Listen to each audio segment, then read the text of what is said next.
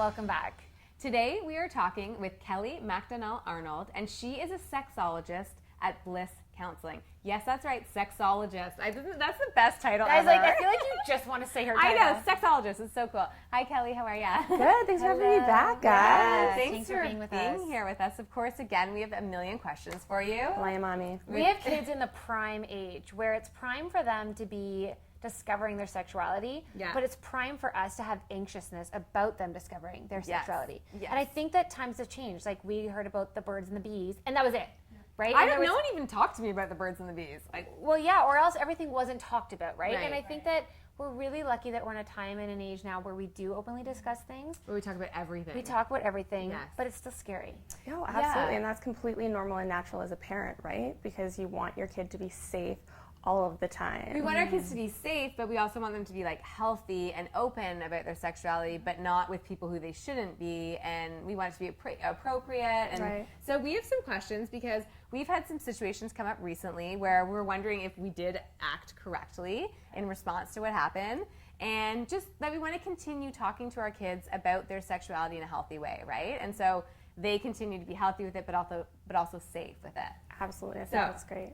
What happened with us is, and this is so normal, but our kids were playing, and the topic of privates came up, and of course, Melissa and I were upstairs, and they were playing, and there was some private showing, like pulling pants down, like a kind of a very quick and stuff, but still, it was like a game. They thought it was funny, and Which is funny because we kind of also find it funny. we do Like, too. I mean, kind of. I've heard of like Yeah. moms that have had like they come in, their kids are all playing doctor. Right. It was very harmless. Yeah, and so it's not even like it was alarming to us, but how do we deal with that situation properly is what we want to ask. How do you. we react properly without freaking them out and making them think it's so bad and negative, but at the same time being safe? You just hit the nail on the head. That's exactly what you need to do is address it as it is, like take it, you identify it, sit them down, check in with yourself first. How are you feeling about this in the moment if you've walked in on it? Like maybe you need to take a step back, take a breath before you walk in and be like, okay, like what's going on in here versus just being like, what are you doing? You know better than that. That Right. honestly, I think that is so important because in the moment of something, as a parent, it's Yeah. so easy to escalate yourself, like and not control your reaction to something, Yeah. which creates such a bad experience for the Deep child. breath before anything. Yeah, always. deep breath before anything big. Yeah. It's a really good rule of thumb, right? Absolutely.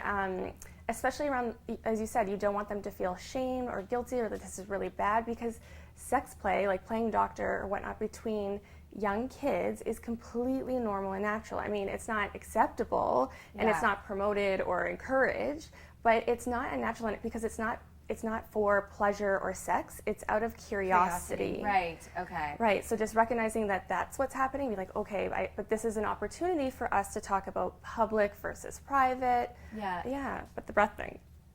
Yeah. breath. Yeah. Big Big breath. breath. Big Because breath. you don't want to scare them, right? I think that's the next step. Yeah. So, you know, And you don't want to get angry at them either, right? Right. And yeah, because then what happens down the road, right? Like you don't want to create that fear. I mean, my son and I, we talked about these things, and I was like, if there's something you need to talk to me about that you know you're kind of worried you're going to get in trouble with, let's have like a safe word. Yeah. So it's like a Pokemon name.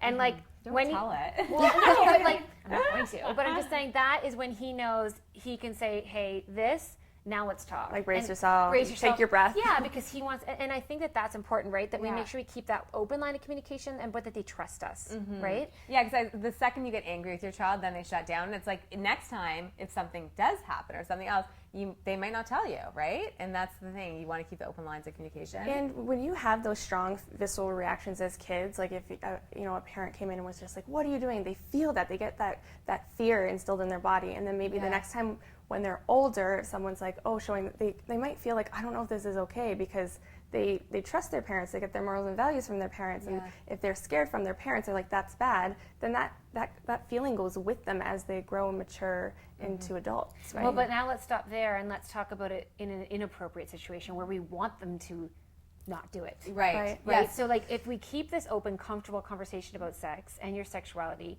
how do we know how we can protect them from, like you had said, Well, predators. Yeah, like how do we make the shift to, because we talk about to our kids often, like our privates are our privates, and they're always like, we know you talk about it all the time, and we know not to do that.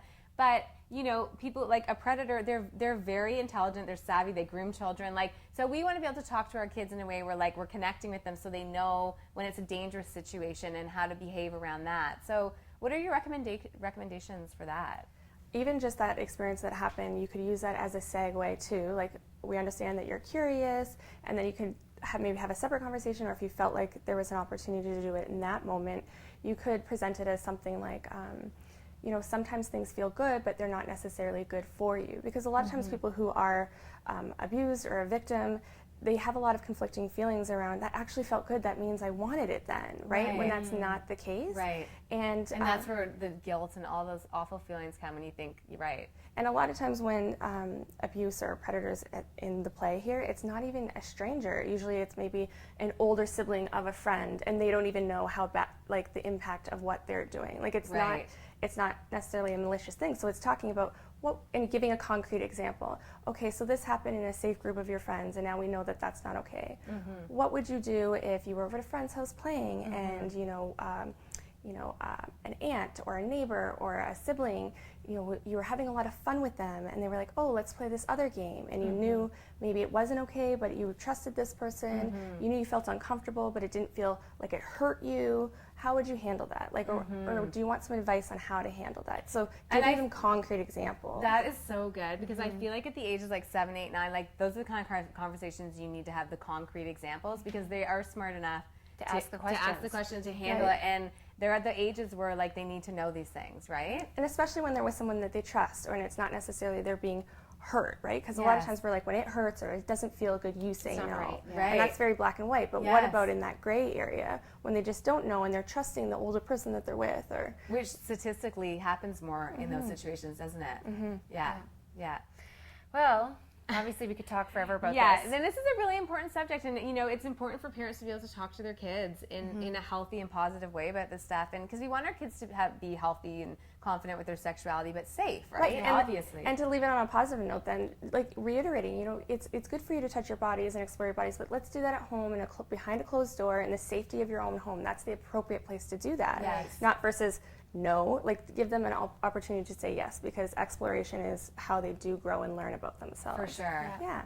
Well, moms and dads, I'm sure that you found this super informative, and thank you again, Kelly, for being with us. Oh, you can always message us on Facebook and Twitter and Instagram. Get us connected with Kelly if you have any more questions yourself, because this is a really deep and important conversation and topic to talk about.